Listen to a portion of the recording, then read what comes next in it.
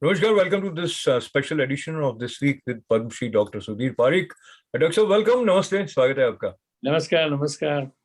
As we are entering into the festive season, let us request you to share your thoughts on the upcoming Deepavali this year. Well, this Deepavali is really very meaningful Deepavali because, as you know, the Deepavali is a festival of the lights. And this time we are kind of shining the lights over darkness of the pandemic. And that's why this Diwali or Deepavali has really real meaning to the Deepavali. And as we look at Deepavali as the king of festivals, there have been a lot of events back after COVID-19 impact, and you've also been active in attending some of them. Talk to me about the significance of organizations like CONA, that is Coalition of Hindus of North America, their role, and what have you observed in terms of their proactive approach in addressing concerns of Hindus? Yes, this Kohana is it's a organization of young Indian American or second generation Indian American, grassroots Indian Americans, those who are experiencing some kind of what do you call misunderstanding or wrong narration about Hinduism. As we know that Hinduism is a practicing respect others, and we involve everyone, and it's that's why we call it Vasudhaiva Kutumbakam. But sometime here in the Western world, the narration of the Hinduism is little twisted, and so it's our duty to correct that. And this Kahona is an organization which meant for educating or misunderstanding about Hinduism, also protecting Hinduism against the any other twisting or turning of the meaning of the Hinduism, as well as creating the parents' network where parents can instill the value of the Hinduism in their children at a young age. And that is very important. And that's only way the young generation, when they grow older, they can protect the Hinduism. Absolutely. And continuing with this thread of Hinduism, and we have seen what happened in Bangladesh recently. Later reports suggested that somebody mischievously put their holy book with Hanumanji, and that caused all this.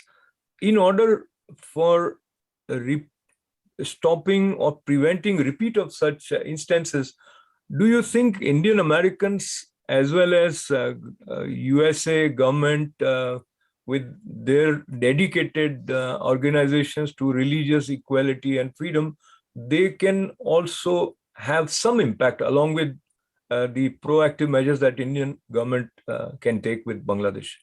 Yes. Obviously, all the all the organization, those who believes in equality in all the religion and all the whether it's a Hinduism or it's a Christianity or it's a Judaism or whatever.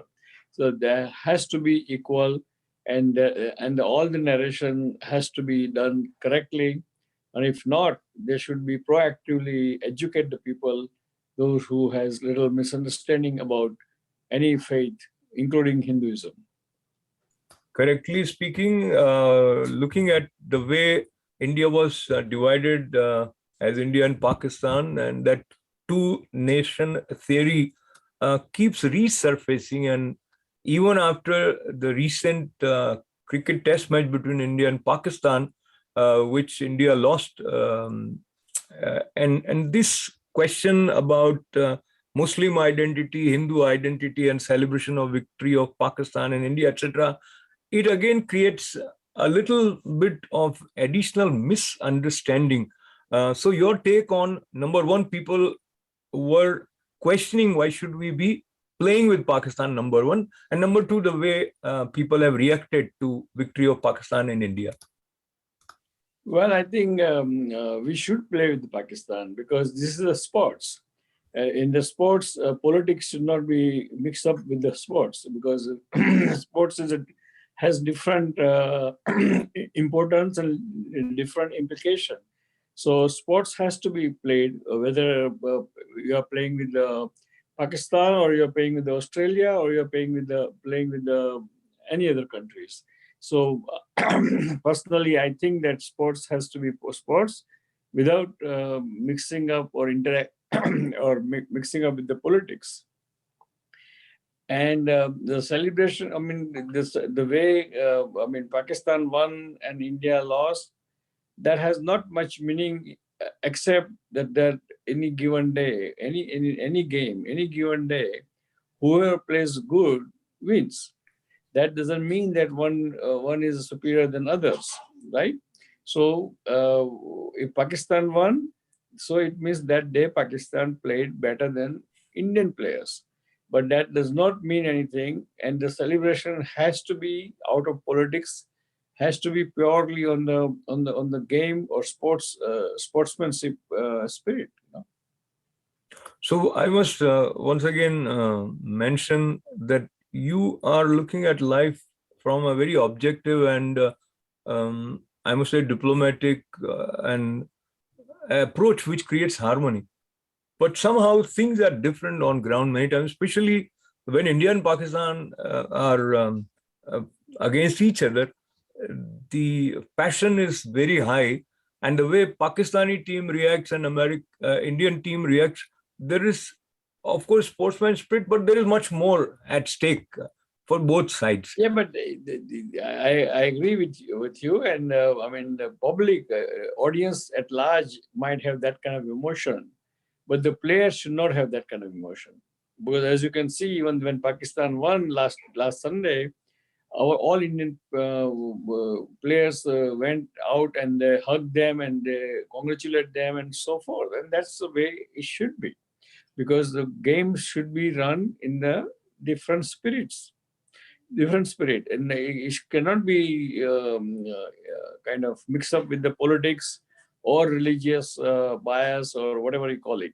So I think and game should be keep going because that's only way you can keep communication, only way you can keep the relations even between two enemies. And I think that's what I believe in it, and I think game has to be. But of course, one should take out all this unnecessary emotion out of that game. Very well said, Dr. Saab. And I think this insight is very important and relevant for the world, not only in the sports arena, but even in the case of crime prevention, as is a very high-profile case, Shah Rukh Khan's son, he was denied bail again. There also the issue of, because he belongs to a particular community or because he's son of a celebrity, has been going around again and again in the media. In terms of this case where we are right now, and Shah Rukh's son was represented by former Attorney General Mukul Rohtagi, yet the court has not issued bail to him yet overall. Your take on where the case is, and there are few more murkier sides related to it. A few probably I'll touch with you today, but so far your impression and take. Well, this case is sub judice, so we cannot give the real opinion on that because we do not know the 100% of facts behind the case, because NCB never published exactly what they have, what evidence they have, how serious those evidence are, and all those things, so forth. So it's hard to opine on this case. But if any court, high court, in their wisdom, think that there is a need for continuing or denying the bail, we have to agree with them till the whole case get resolved. So I think whether to say that he is unnecessarily not given bail or he's given bail, that discussion doesn't belong in the public in a sense, because public does not know even the facts of the case. Again, what you said is definitely true, but this is not is what is happening right now. So news media is talking, articles are being written, discussions are happening.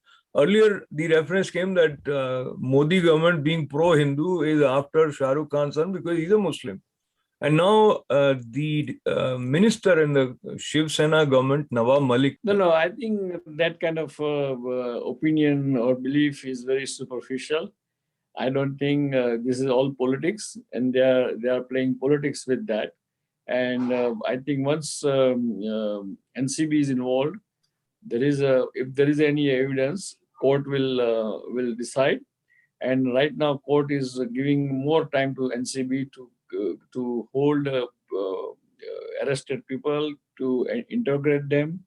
Then it's the right thing to do, because once you give the bail to somebody, then they can influence witnesses and so forth. So along with it till the whole thing resolves. So as we are talking about Shah Rukh Khan's son's case, Dr. Nawab Malik earlier also in the case when it was related to Arnab came up with some allegations, and now the gentleman from NCB who is doing this case or heading this case, there have been allegations by Nawab Malik against him. One, he came up with some certificate saying that Samir Wankhede is a Muslim, or he also questioned his caste and said he fabricated documents and got this job, etc. So they will not or will hold the test of the scrutiny from fact check. But overall, there is an attempt to mentally harass the person who is working on this case. Now, this is kind of a recurring trend now in Maharashtra. Talk to me about your take on this. Well, I'm not sure it's a recurring thing only in the Maharashtra. It's recurring everywhere on both sides of the politics. So if what happened in Uttar Pradesh, the BJP was twisting other way around, right? So here, what happened here in Maharashtra, NCP is twisting different way. So I would not give much credence to either side. Just I would follow the judicial system, see what the evidence comes. Never believe hearsay that he's extorting money or he's not extorting money, because there's no proof to it. Anybody can say anything, right? So that hearsay has no meaning in the judicial system, and therefore let's wait for evidence. And if evidence proves that Mr. Wankhede is guilty, then he should be punished. Only thing they can do right now at the moment, because there is a doubt has been raised against Wankhede.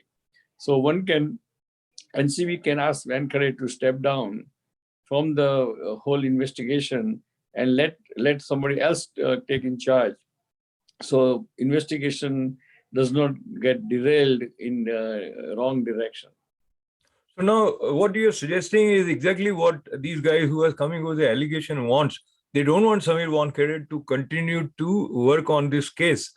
This way, if they have another guy who is sincerely working, let's say for assuming that he's a sincere guy, assuming, or because we go by what we hear, then they'll come up with allegations against another. This way, the law and order machinery would not be able to function.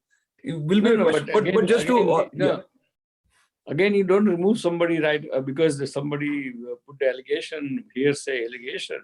But NCB has a kind of vigilance department in their own department, and they have to figure it out whether this allegation has any substance. If there is a substance, then he should step down. Yeah, if there is no substance, then they should not worry about stepping down. Right. So I thought you were suggesting that they should ask him to step down. But continuing with what you are just saying, this is what NCB is doing. They have asked him to come to Delhi, and probably he's being questioned as we speak, also probably.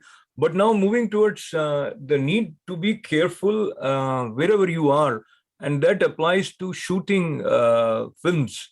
Alec Baldwin, he is a very well-known actor, and as you are aware, a very tragic accident has taken place on a shooting of a film where he thought he's using a prop and he ended up killing the cinematographer and also hurting the director of the film. What what was your first reaction to this tragic news? Well, my first reaction is that the whole chain of command, who checks that whether pistol is pop pistol or is a real pistol or is a loaded or not loaded, has to be checked by somebody. And now, of course, they are doing it probably, but again, the mistake can happen. So there has to be some kind of double checking, because this is a question of life and death. Once that pistol is fired, and if it is loaded pistol, just what happened, there's nothing you can do about it. And whether it's Alec Baldwin's fault or not, probably that is not his fault, because he relied on or trusted the people who are supposed to check whether pistol is not loaded. And therefore, I think the lesson to be learned that there has to be a different way of chain of command, which makes things more safer. But this is a kind of unfortunate accident. It can happen anywhere or in any sector or any field.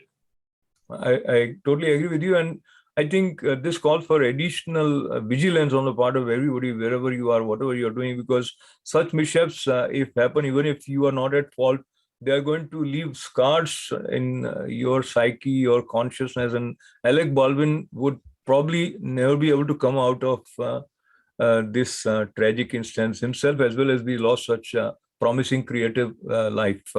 As we conclude today's episode, Dr. Shab, your parting words for our viewers. Well, I mean, my parting word to all my friends that I wish you all and your family happy Diwali. Diwali is a festival of lights, and this year this festival of lights has very special meaning, because this is a year when we conquered the pandemic, and therefore we should be very happy and thankful to the God. So enjoy your Diwali with your family and friends. Be happy, be merry, and we'll see you next week. Till then, God bless America, God bless India, God bless Indian American, and God bless everyone, all friends.